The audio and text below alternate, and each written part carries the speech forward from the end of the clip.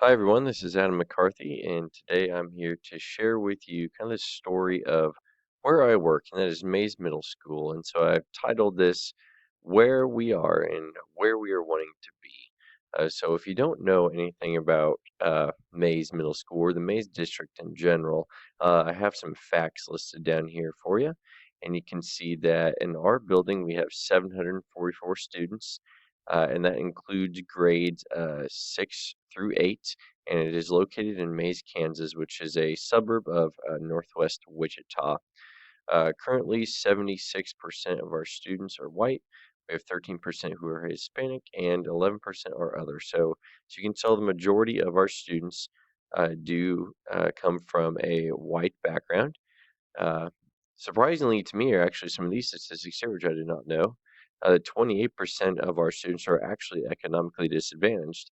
It's kind of hard to imagine considering that I swear all of my eighth grade students have smartphones and they all seem very well off, but maybe they aren't as well off as I've always thought. So that statistic was very enlightening to me, as well as the fact that 13% of our students have disabilities, and these, as we all know, teachers can vary from a wide range of maybe just having an IEP because you need a test read aloud to someone with some kind of severe disabilities. So to get on to my first point that I wanted to talk about, we're looking at percentage of students who are completing grade work level. And from the chart here, you can see this is for my building in math, and this is the state math, and here's the my building's English language arts, and here's the state's English language arts levels. So it's measured in percentages here on the y-axis. So for the building percentages, we are at about an 80%, as where the state is just below that, about a 77%. ELA, we're actually a little bit higher. We're about like an 82, 83%, and then the state is about a 78% for that as well. So for all of those values, you can see that we are slightly higher than the state average. Maybe not as high as I was hoping, but it's good to see that we are above the average. But as I like to tell my students, average is never good enough for me. So, what can we do to improve these scores? Well, I have three things here listed on my little test tube. The first one is we're going to offer more academic opportunities before and after school. So that could be just teachers making themselves more available, and even if they are available, really putting that out there to the students to really come seek help if they need it, or even if they don't need it, maybe just some extra opportunities, maybe extra projects or activities that we could give our students, as well as really promoting those kids to really get involved in things like Scholars Bowl and math counts and math relays. And if your district has other things similar to that, like academic opportunities, really pushing that on the kids to get involved in those kind of things. Next, I have utilizing encore time. So, encore is our study hall time, and we have that every day except for Wednesdays. And it's the very end of our day, and it's about 25 minutes long. And our kids by that point have gone through 7 classes. A lot of them are pretty worn out and beaten down. But I really do try to stress on my kids to use that time effectively. That's your time to make sure that you're getting all your homework done, uh, to be prepared for the next day, to stay organized. And I feel like a lot of our students just kind of use that time as like a goofing off time or a time to just socialize, when in fact you should be using them more for academic purposes. And lastly, I have continued to build relationships. If we are showing the kids that we care, I really do think the kids will go out of their way to try hard in the classroom. And in my own experiences as a teacher, I have seen that so many times to where I get to know the kids on a personal level. And I had a student last year who was failing every single class, but yet he had a C in my class. And he told me one time, then I asked him why that is, and it's because he said that I was into Star Wars. So he really decided to start caring about science. So just me making that connection with him, telling him that I like Star Wars, he tried a little bit harder in my class. So always pushing the whole relationship piece with our kiddos. And next, we're looking at attendance rates. I only have two statistics here, our building and then the state building. So again, here we are just above the state level. Actually, the state is about a 96%, and our building is about a 97%. So only about a 1 or 2% difference exists.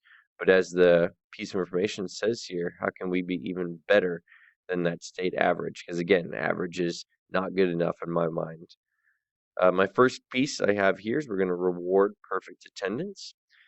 We do give out little certificates to Chick-fil-A and things like that for students who do have perfect attendance every quarter. But maybe we could come up with some new incentives and new rewards that would really attract our students to being here every day. Uh, Next, we're going to improve school climate.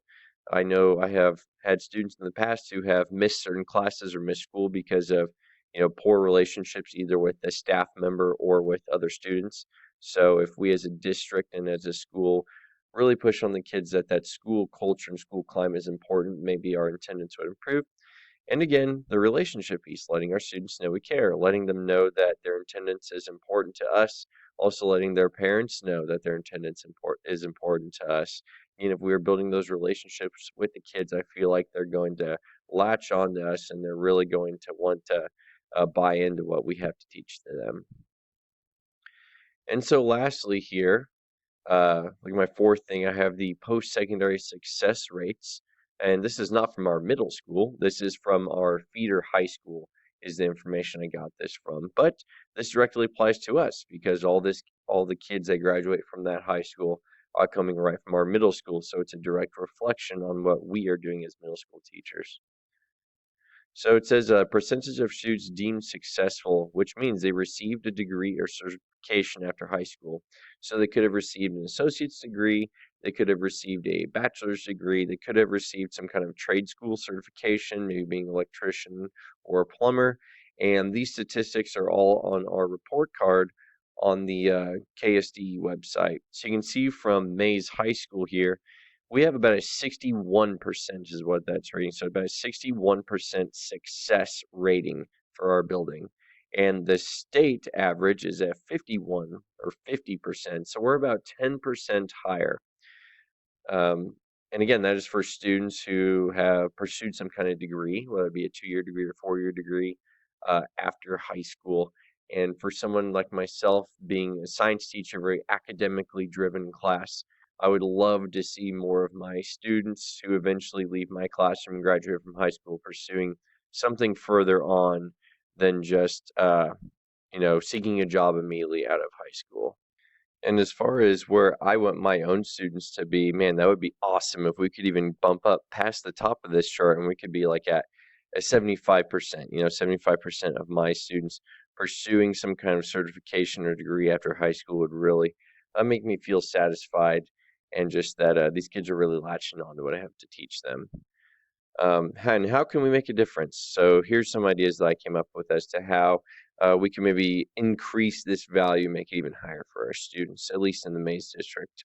The first one I have down there in the bottom left corner is focus on building student life skills, maybe organization, note taking, or studying habits. So these are changes we can make with middle school kids because we're still learning how to be responsible. We are still learning note taking strategies. Like in my classroom, I teach them a Cornell note taking style, which this year is the first time they've ever seen that for 8th grade. So it's good that I'm exposing them to that early on, and as well as study habits. I know a lot of teachers in the middle school maybe like let students use notes and those kind of things on quizzes. And I don't do that. I really try to focus on, having those kids prepare maybe the day or 2 days before a quiz or a test, really getting them ready for what the expectations are in high school. Next above, I've openly discussed the future with our students. And I think that's something like maybe in that study hall encore time, that's something we could look at. Like, well, what do you guys want to do? Past middle school, past high school, do you have goals or aspirations you'd like to reach? And again, the relationship piece going along with that, I think is really going to help bring kids closer to meeting that what we call success rating. And then lastly, we're going to implement more career-based classes. So I know our high school has like an intro to teaching class, or like an intro to like engineering or intro to like the medical field. And I think even at the middle school level, even if we don't like go out and see these professions, even if we just have a class that maybe talks about some different kinds of professions, maybe that would pique kids' interest. So that's another idea. And as far as that video goes, that is all I have for you guys. Thanks for watching, and I will see y'all later.